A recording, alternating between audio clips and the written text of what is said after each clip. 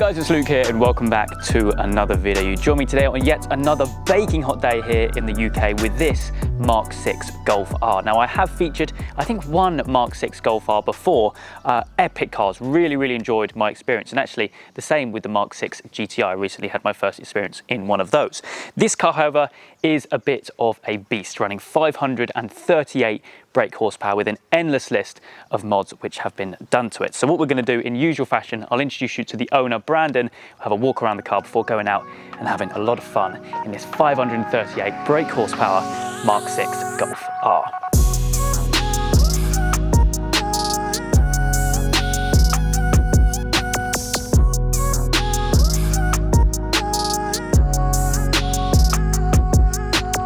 Okay, so we're now joined with Brandon, the owner. Mate, thank you so much for coming out on this baking hot day with the beast. Now, yeah, I mean, like we were just speaking off camera, you've had this car for quite a while, I understand, right? Since 2014. 2014, yeah. Yeah, so I bought it as a Stage 2 Plus APR. Okay. 10,000 miles. Of course, we're now at nearly, I think, 77,000 miles. Oh, wow. And it's actually a family car. It's the everyday car. Yeah. Take the kids to school, shopping, yeah, you name it. So it's not just a performance car for the track. It's literally a buy, use car for everyday use, basically. Yeah. And you've done an endless list of things which you've done. So like you said, you bought it as a Stage 2 car. Yeah. Yeah. And you kind of you've gone mental, haven't you? I sort of started Stage 2, and then 3 years in, I went TT 420. Yep. So I've sort of done the stepping stones. And I thought when we had the pandemic hit us and lockdown, that was pretty much the cue to go all out. So yeah, at that point, it was a case of throwing everything at it. Yeah. Literally throwing everything at it. So give us a walk around. I think we'll start under the bonnet because that's where probably most of the work's been done. Probably pretty much, yeah. So it's a CDL block, fully built. So it's got the ZRP pistons, Supertech rods. It's a full Supertech valve train. We've got, of course, the Wagner competition intercooler to cool things down. We've of course got the standard APR, well, it was the TT 420 kit, so the low pressure fuel pump. We've got the APR high pressure fuel pumps, the catch can just to help with the crankcase pressure, just to bring that down a bit. Of course, we've got the RPC manifold, which then has the direct port water meth injection from AEM to help with that cooling effect. Especially today. Especially today, as you know. I don't know how much it's going to help today. It's then also got the AKS intake, the Revo intake, but of course this intake has of course got the bigger MAF housing for the bigger turbo, because of course we are running the G25 660 on this, mated to a Nortec manifold, which, as you know, epic manifolds, tubular manifolds. Yeah. Of course we've got then the exhaust system on that one is a fully customized exhaust from the turbo back, made by Dave Phillips, or Mad DP. Oh yeah. At Hard Knock Speed Shop. So power wise, like we said, 538 brake. 538 brake, 428 foot-pound. We try to keep the torque linear, rather than spiking it. Like I say, it's an everyday car. I don't want to be destroying the clutch. To actually mention the clutch itself, I mean, this DSG, you know, that's the DQ250. We did have slip on the 420 because they're the high torque. So with the linear torque now, we've sort of brought it down for an everyday use, but the clutch packs were actually replaced with Mark 7 DQ250 clutch packs. Yeah. As you know, the materials are different. They sort of upgrade the materials. So with these clutch packs now, I've had no slip. It still handles the power immensely. And yeah, at least, like I say, when you're going through the gears, like I say, everything is EST tuned. But yeah, they've set this thing so perfectly that at the snap of a change, it's brutal, and you get that pop. And talk about the aesthetics as well, because it's not just kind of performance things which you've done. Obviously, a nice matte black wrap as well. So yeah, our good friends, as you know. Yeah, Monster Wraps. Monster Wraps, Sean and Gary, they wrapped this. Sean actually did this in December over his holiday. So this actually wasn't done by the team. The shop was closed. Sean actually did me a favour. No way. And actually did this during his holiday time, because I said, like, keep the car as long as you need it. And he sort of went about doing that. So it must have been shortly after I got mine wrapped, actually. The 140. It was pretty soon after yours, actually. It was a good, maybe not even a month after yours. So that looks awesome as well. And got some yellow pinstriping, yellow brakes. Yellow pinstriping, yellow brakes. So I sort of wanted to make it my own. And again, you can't really see it now, but the pinstriping, the calipers, all that is actually reflective. Oh, awesome. So in the evenings or any light shines on it, it will literally bring it out. Nice, awesome. So yeah, that's my own little touch on the black, just sort of break it up. Yeah. And then of course I've dabbled in a bit of carbon fiber. Just a bit. I mean, the bonnet and the wings as well. I mean, look at these shining in the sunshine. I mean, yeah, what I managed to do was get these from Malaysia, from a company called Rex Supersport. Okay. Some people may know about them. But yeah, they were so decent in the pricing wise. The service was excellent, but they had things that Sebin couldn't sell in the UK. For example, the fog light covers. I mean, you don't see those on any Golf at all, to be honest. So yeah, and also the canards, which I'm being asked on a number of occasions, where do I get them? Really? And again, Rex Supersport do them. But yeah, I've got the canards, the wing, the fog light inserts. So we've got the vented bonnet, which definitely helps on a day like this. Yeah, absolutely. Look at that. That looks awesome. Brakes as well, I see. Yeah, upgraded brakes. So these are 4-pot Brembos with a 362mm discs. And of course, I've got the KWV2 suspension on here. Not that you can see it.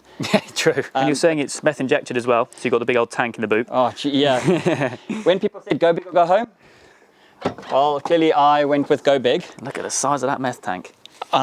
It looks low from this angle, but it's not. It looks low. It's sitting at an angle, actually. We had to mount sort of brackets, sort of bring it up so that because the tap is sitting at the front. Yeah. Just we had to angle it. Gotcha. But I mean, I've done a bit of a cutaway there. I want to get a new piece on the backboard, but at the moment it's just fine with that. But we've got the K brace in there, which definitely helps with the stability around the corner. So it's not a rocking feeling. It actually kind of keeps it stiff, which is perfect. I've got the Maxton design. So I've got the front splitter, of course, as you know. I've got the rear splitter, which I also added my personal touch of striping. And then, of course, 4-inch tips. I asked Dave for the biggest. Absolutely. He gave me the biggest. As you can see, we've got the Oz Ultra Dura wheels, HRT wheels. I mean, get them. So at the moment, these are probably one of the most popular wheels around. Soon to be sprayed in a nice silver to sort of contrast the black a bit, sort of bring it out. But yeah, like I say, it's a project car. It's never going to be complete. There's always going to be something that I'm going to find. Yeah. My kids love it. They want to go faster. Awesome. So yeah, they enjoy this. So yeah, this is like the perfect all-rounder. Absolutely. I would pretty much call it. No, I'm really looking forward to getting out in one, because I haven't been in many. Like I said, I've only filmed one. So I think if that's pretty much everything, we'll fire it up. That's pretty much it, mate. Go for a drive. Fire it up. Yeah, let's go.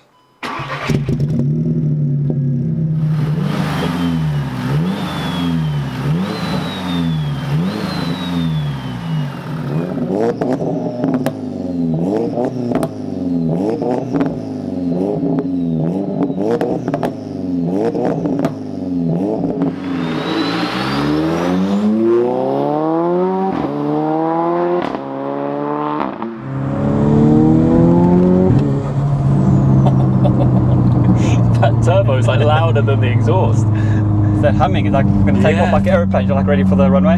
Yeah, exactly.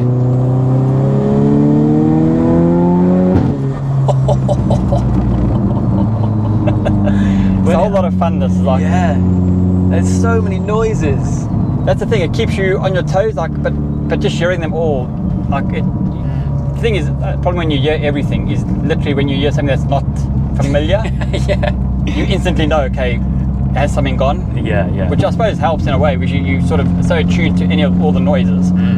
So it does help in a way, but in a way you just enjoy the planes take you off, put your arms out the window. Yeah.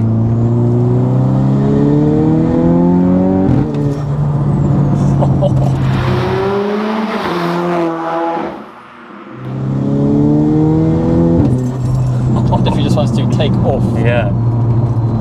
So, I mean, like I say, most big turbo cars these days, like the older generation turbos, normally the lag is pretty noticeable because they only sort of come on at about 4.5. Yeah. Where the G25 series, I think they've brought it that it acts more like I mean, it's not a hybrid, but it acts like a hybrid. Yeah. So it's still not going to come on at like 2,000 or 2,200, but over the 4,000 or 4.5, it comes on at 3. So you're pretty much middle ground. Yeah, absolutely. And that's still where you're going to be.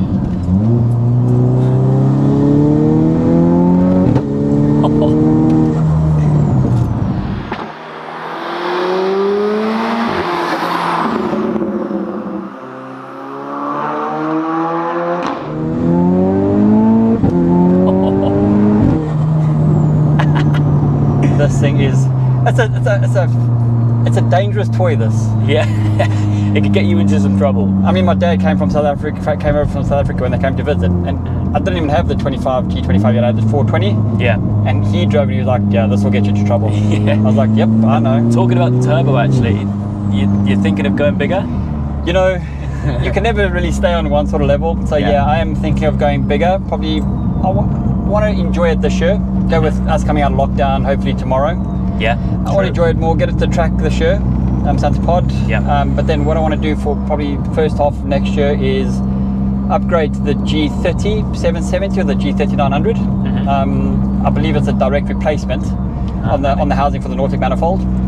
But yeah, that's together with the injectors that are being fitted later this week, which are Porsche 997 injectors rated to 1,000. Oh wow. Yeah, I just want to sort of get more out of it. I know I am going to get a bit more lag, which is standard with a bigger turbo. It's going to happen, but the fact is it's not going to be massive lag. I mean, it might be, instead of 3,200, might be to 4,000, but the fact is it's still going to be enjoyable. Yeah, and it's going to be nuts. It's going to be insane.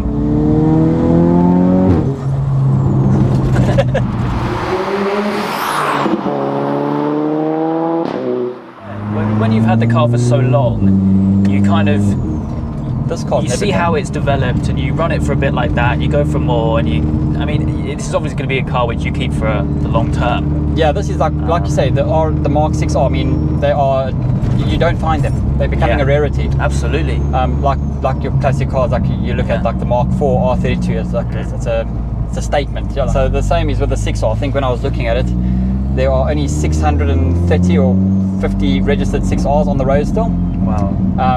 That's manual NDSG compared to, I think, the 7R was 22,000. Says it all, doesn't it?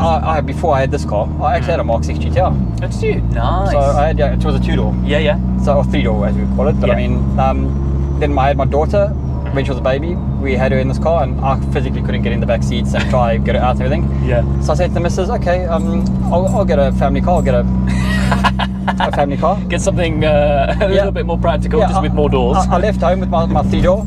I said, okay, I'm going to go get a family car. It's a 5-door. It's perfect. Yeah. Came home with a 6R. She was like, that is not what I meant by a family car. I said, it has 5 doors, doesn't it? Yeah, well, there you go. It's like, you can't really argue with something like that. It's like, okay.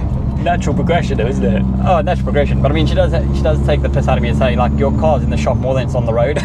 Yeah, I can relate. I mean, performance comes problems, and you sort of got to work your way through those issues. I mean, these cars aren't meant to be pushing this double horsepower. Yeah, I mean, this thing came out of the factory with 270. It's running 540, so you actually are looking at double the horsepower. I mean, that's nuts when you think about it. I love that little nudge you get from the gearbox as well. Just like that little snapping. Yeah, exactly. The clamping, I mean, is up to about 18, 19 bar. Yeah. So I mean, at least even with the uprated Mark 7R packs, the materials, of course, different from when they were doing the standard clutches for this. Because I mean, I fried mine on the TT 420. Oh, did you? Yeah, but I mean, the torque was insane. So literally, the slip eventually. I mean, it had come with this 2 Plus, but with the 420, I think when APR did the tuning, I think they might have peaked the torque quite high. Yeah. The turbo, it's like you can never get tired of that noise. It's so good, and it's so pronounced as well. Yeah, through the cabin, like you can literally hear it. Yeah. Like it's literally just spooling up, and you're ready to take off. Yeah. And then when it spools up, it takes off at 3,000. You know, you've got nothing. As soon as this thing hits 3,000, this thing will just keep on pulling. Yeah. Literally through the rev range up to 7.2, I think. 7.2. Yeah, I didn't go too crazy. Yeah, well, that's still pretty crazy.